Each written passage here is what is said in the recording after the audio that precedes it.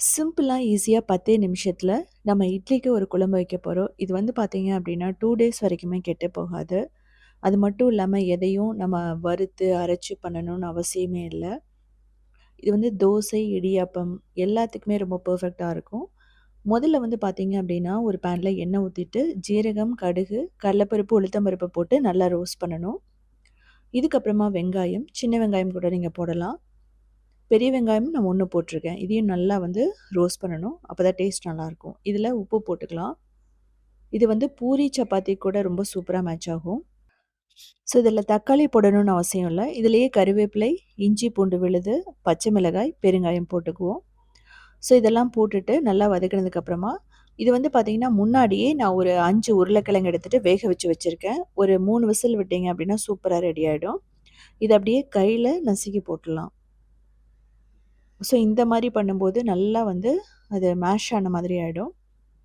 இல்ல அப்டின்னா அதில போட்டு கூட நீங்க மிக்ஸ் பண்ணலாம். இதில கொத்தமல்லி தூள், மஞ்சள் தூள், அதுக்கப்புறமா மிளகாய் தூள் போட்டிருக்கோம்.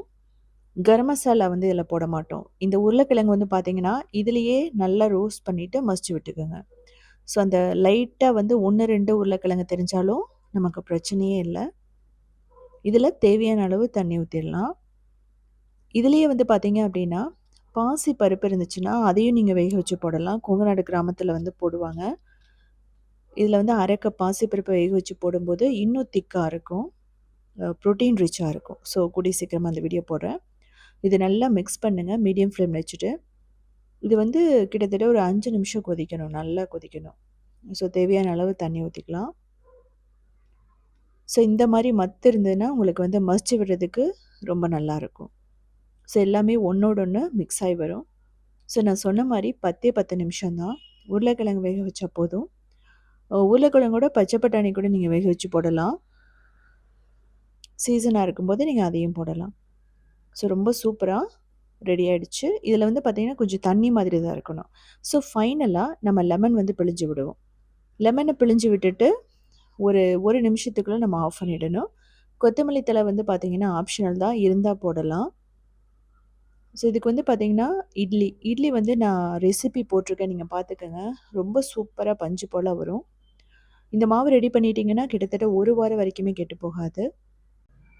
ஸோ எப்பவுமே மாவு கெட்டு போகாம இருக்கணும்னா, நீங்க கையில மிக்ஸ் பண்ணாம இருக்கணும். அவ்வளோதான். இதில வந்து ஊத்தப்பம், பணியாரத்துக்கு ரொம்ப சூப்பரா இருக்கும். அது மட்டும் இல்லாம ரோஸ்ட் எல்லாத்துக்குமே வந்து இந்த குழம்பு அப்படிங்கிறது ரொம்ப சூப்பரா மேட்ச் ஆகும். ஸோ இதே மாரி சிம்பிளான யூனிக்கான ரெசிபீஸ் வேணும் அப்படின்னா, நீங்க ஒத்துமை கிச்சன ஃபாலோ பண்ணலாம். கிரியேட்டிவ் வேர்ல்டுன்னு இன்னொரு சேனலும் இருக்கு. அதுலயுமே 2000 ரெசிபீஸ் இருக்கு. அது மட்டும் இல்லாம சவுத் இண்டியன் ஃபுட்ஸ் டாட்ங்கிற வெப்சைட்ட 19 இயர்ஸ் தான் ரன் பண்றோம். அதுலயுமே 8000 ரெசிபீஸ் இருக்கு. எல்லாமே சிம்பிளான வெஜிடேரியன் ரெசிபீஸ் தான். இதில வந்து பார்த்தீங்கன்னா, லெமன் போட்டிருக்கிறதுனால கெட்டு போகாது. நீங்க 2வது நாள் வச்சிருந்தா கூட.